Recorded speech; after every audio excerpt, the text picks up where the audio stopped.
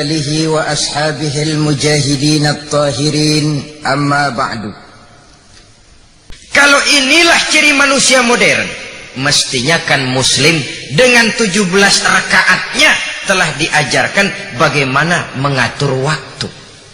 Disiplin karena pendekatan yang rutin kepada yang serba maha. Nah ini efeknya ya. Merasakan kehadiran Allah dekat dalam hidup, itu sumber segala disiplin. Tidak sejengkal tanah pun tempat dia melakukan penyelewengan. Kenapa? Karena dia merasakan kehadiran Allah dekat dalam hidupnya. Konon seorang ulama sufi punya murid 40 orang. Di antara 40 muridnya ini ada satu yang agak lebih disayang ketimbang yang lain. Ini tentu menimbulkan tanda tanya kalau tidak rasa iri di kalangan murid yang lain. Protes, guru, 40 orang murid Tuan Guru, kenapa cuma satu itu yang kelihatannya mendapat perlakuan istimewa? Guru tidak adil. Kamu mau tahu? Tentu. Besok pagi-pagi kumpul di sini. Pagi-pagi kumpul 40 murid ini, termasuk satu yang dapat perhatian istimewa itu.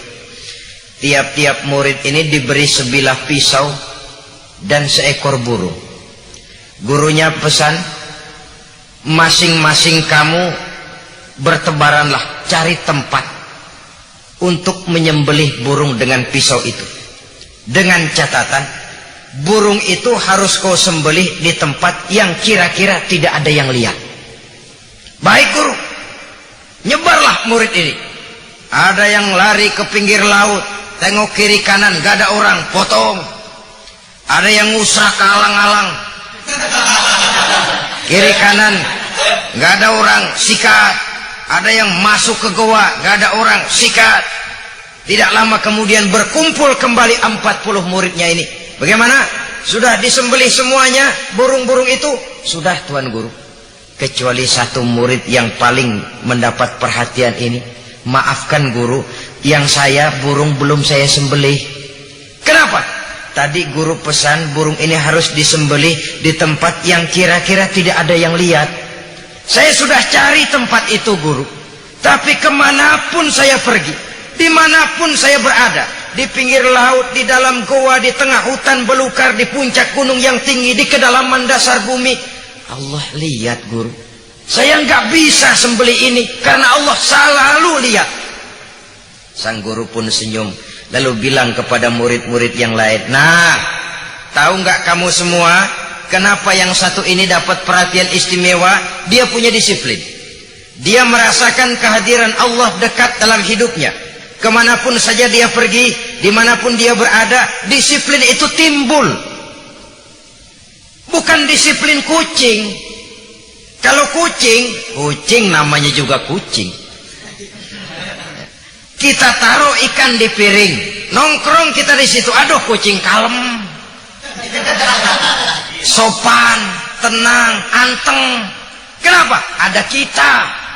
Tapi sedikit kita lengah, sedikit kita lalai, sedikit kita meleng, habis ikan digarap. Jadi itu sopannya kucing, kalemnya kucing, antengnya kucing, karena kita nongkrong dekat piring. Tapi begitu kita tidak ada, kucing kelihatan sifat aslinya. Sepanjang orang takut disiplin karena ada yang ngawasi, ya selama yang ngawasi masih ada. Apalagi kalau yang mengawasi itu juga tidak lebih baik daripada yang diawasi. Karena itu sumber pengawasan paling utama, disiplin paling murni sesungguhnya apabila seseorang merasakan kehadiran Allah dekat dalam hidup. Dan itu kita peroleh lewat 17 rakaat tadi. Pendekatan yang rutin kepada Allah Subhanahu wa ta'ala. Membentuk manusia disiplin, tidak mau melakukan penyelewengan, bukan karena ada tim pengawas, tidak. Bukan karena diamat-amati oleh Pak Jaksa, tidak. Bukan karena ada polisi melotot terus, tidak. Bukan karena ada tukang pukul yang kumisnya kayak tambang dadung, tidak. Disiplin itu tumbuh oleh karena dia merasakan kehadiran Allah dekat dalam hidup. Ini sudah domir nurani. Begitulah 17 rakaat itu membentuk manusia disiplin. Yang keempat, saudara-saudara, 17 rakaat membentuk manusia ikhlas.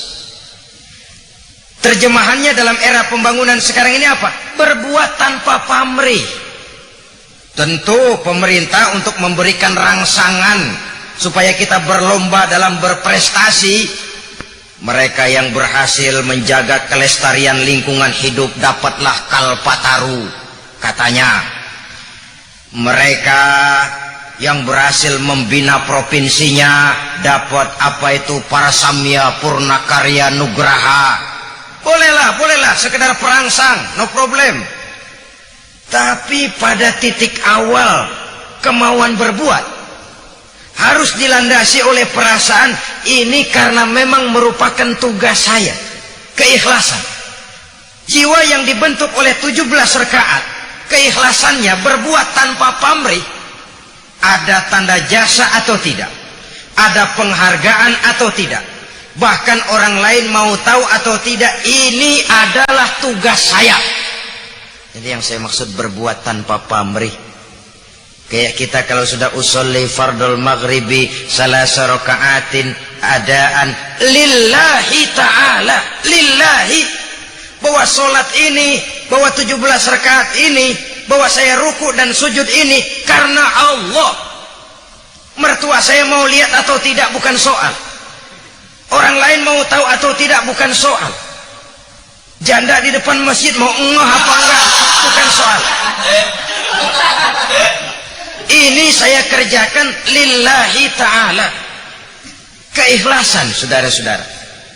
Saya tidak sanggup membayangkan kalau setiap kita berbuat cuma karena mengejar penghargaan, tanda jasa, yang akan subur mental jilat menjilat, yang akan makmur laporan ABS asal bapak senang. Rumah berantakan dikata beres banget, sampah di mana-mana, wah licin pak, licin.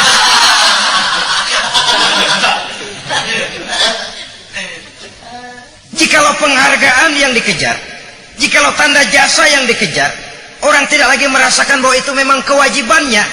Budaya jilat menjilat, bertumpuknya laporan-laporan ABS asal bapak senang, itu yang akan berjangkit. Dan itu merusak, tidak mendidik. Sehingga dengan demikian, saudara-saudara, dari 17 rakaat ini keikhlasan berbuat. Bukankah orang mengatakan sayyidul qaumi khadimuhum, pemimpin suatu bangsa adalah pelayan bagi bangsa itu sendiri. Pelayan, berkhidmat, melayani bangsa, bukan minta dilayani oleh bangsa. Seorang pemimpin yang baik, seorang pemimpin yang melayani orang yang dipimpinnya, bukan meminta untuk dilayani. Sayyidul qaumi khadimuhum.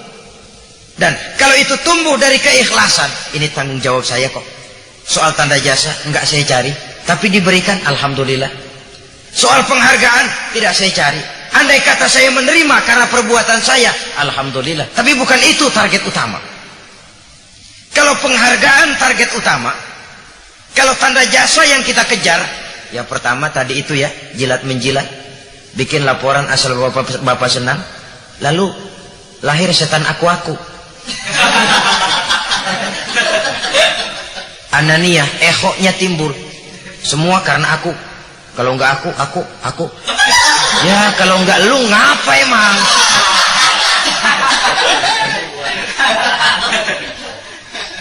Barangkali pernah kita bicarakan orang yang ikhlas dalam berbuat tanpa pamrih itu, maaf ini, seperti orang buang air besar. Saudara-saudara, kalau pagi kan buang air besar enggak? Buang enggak? Itu nikmat loh itu. Apa dikira kalau enggak bisa buang air besar enggak jadi penyakit? Orang pernah operasi sampai jutaan rupiah cuma karena enggak bisa buang air besar. Operasi jutaan cuma karena enggak bisa buang air besar. Kita mentang-mentang bisa buang air besar, kadang-kadang sembarangan buangnya. Saudara, Kalau pagi kita buang air besar, saudara-saudara pagi-pagi buang air besar, saya mau tanya, ikhlas apa enggak? Ikhlas. Ikhlas apa enggak? Ikhlas. Malam saudara habis makan enak sekali lah. Makan sate, opor, rendang, telur ayam, buahnya anggur, apel. Besok pagi kita buang, ikhlas banget. Ikhlas. Enggak curiga. Enggak begitu jatuh nyemplung kita tengok ini, jangan-jangan satenya nih.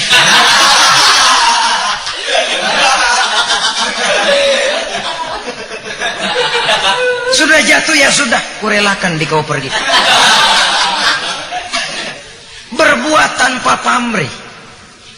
Kalau ini bisa kita wujudkan, saya yakin berapa banyak devisa negara bisa kita hematin. Dan masyarakat adil dan makmur akan lebih cepat untuk kita jangkau. Karena ini memang tanggung jawab kita bersama. Karena kalau sudah yang lahir itu budaya jilat menjilat, budaya asal bapak senang, ya jilat menjilat tentu bukan pakai lidah kan. Perangkok pakai lidah jilatnya. Saudara hadirin yang saya hormati, kemudian yang kelima, 17 rakaat itu membentuk manusia pembangunan yang sabar. Sabar. Isya itu 4 rakaat. Kalau baru 3 rakaat, jangan berhenti, terusin sampai selesai. Sabar. Kalau belum 4 rakaat, jangan salam. Sabar. Ruku, sabar. Sujud, sabar. Kenapa? Pembangunan adalah satu tugas yang berat. Mewujudkan masyarakat adil makmur tidak mungkin hanya dalam waktu 1, 2, 3 bulan. Bahkan juga tidak mungkin 2-30 tahun. Diperlukan kesabaran, tantangan makin berat, rintangan makin tidak ringan. Tapi tentu sabar dalam arti berupaya mencari jalan keluar dari segala macam kesulitan. Bukan sabar ndlohom, nggelenggem, ayam, nerimo. Kita sering juga sabar, tapi sabar nggelenggem, ndlohom, nerimo. Ya wis ngene yang ngene wis. Sabar yang mengarah kepada fatalism, predestination. Udah nyerah sebelum perang. Nyerah sebelum perang. Itu bukan sabar yang dikehendaki oleh agama. Usaha kita, keluarkan kemampuan maksimal. Hasil dari usaha maksimal itu, sabarlah kita. Karena finalnya akan bergantung kepada kehendak Allah Subhanahu wa ta'ala. Dengan demikian kita melihat keterkaitan yang jelas antara pengaruh 17 rakaat dalam membentuk insan-insan pembangunan guna mengisi makna kemerdekaan 17 Agustus itu sendiri.